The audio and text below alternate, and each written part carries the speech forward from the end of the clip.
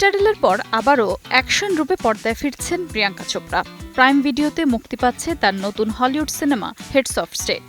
লন্ডনে সিনেমার প্রিমিয়ারে গিয়ে প্রিয়াঙ্কা জানালেন তার অ্যাকশন সিনেমার প্রতি ভালোবাসার কথা।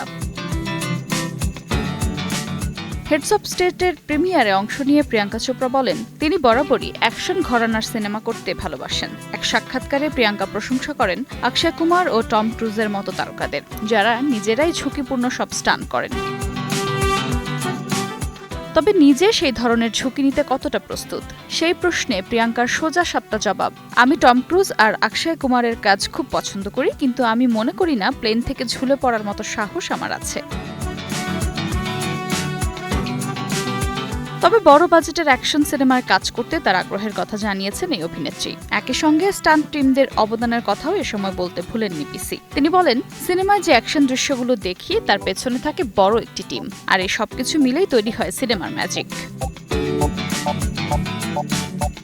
হেডস অফ স্টেট একটি অ্যাকশন কমেডি ঘরানার সিনেমা। এই সিনেমায় প্রিয়াঙ্কার সঙ্গে আরও অভিনয় করেছেন ইদ্রিস এলবা, জন সিনা, জ্যাক কোয়েড সহ আরও অনেকেই। প্রিয়াঙ্কাকে দেখা যাবে MI6 এজেন্ট নোয়েল বিসের চরিত্রে। সিনেমাটি 2 জুলাই থেকে দেখা যাবে স্ট্রিমিং প্ল্যাটফর্ম প্রাইম ভিডিওতে। আফরোজা মৌটুসী, সময় সংবাদ।